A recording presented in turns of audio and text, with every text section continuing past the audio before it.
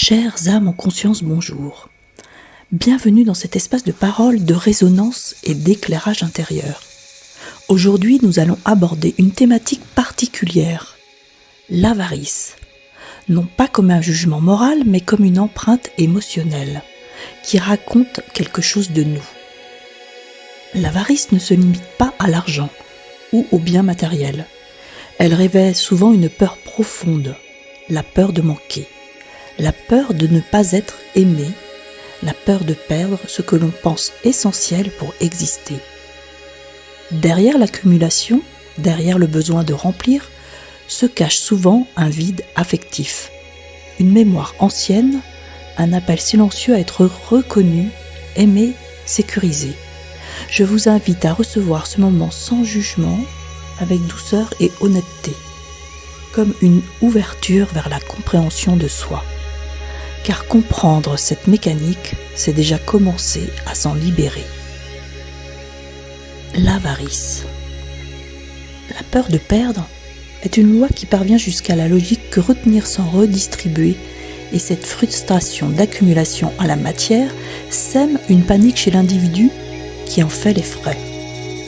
Se demander si vouloir se remplir met en exergue la peur du manque, et quelle que soit la raison ou le domaine, tout se relie à un sentiment d'amour inassouvi. Triste logique, mais une réalité alarmante, car la fonction de ce péché détourné souligne un vide sidéral reliant le sentiment éprouvé de sa digne devise d'attachement au bien plutôt qu'au sentiment. Sa légitimité est sincère, mais son recul devant une attitude de retrait en accumulant lui vaut des moqueries, et la souffrance est un record de préjudice de ses capacités à recevoir l'acte juste. Dans un univers où tout converge vers une authenticité, au risque de perdre le fil de notre propre capacité à faire un lien de justice, et l'équilibre fragile de ce monde rapporte des jugements qui n'ont pas lieu d'être.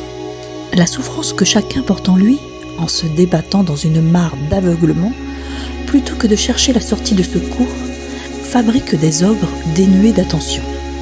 Les raisons pour lesquelles on aime à jouir de la vie ne sont plus adéquates lorsque le jugement apparaît au détour d'un simple regard inquisiteur.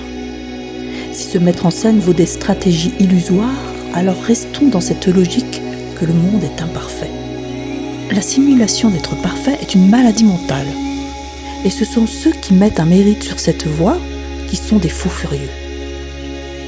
La peur de perdre, en se mettant en remplissage illogique, démontre une rare preuve de mécanismes, pas pris au sérieux de leur dissonance.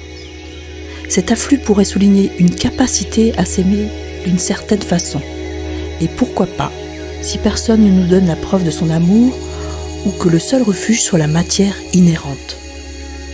L'emmagasinage dans nos placards et nos comptes en banque pourrait donner l'impression de notre incapacité à donner.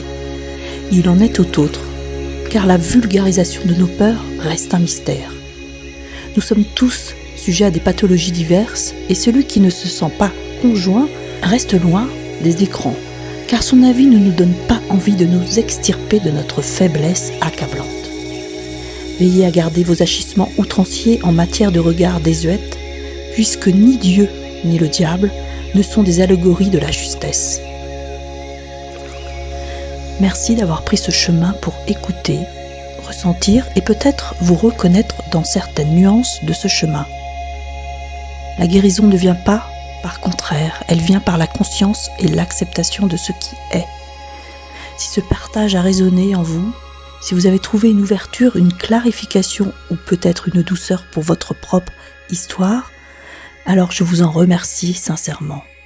Merci pour votre présence, votre écoute, votre courage d'explorer ce qui parfois se cache derrière nos gestes du quotidien.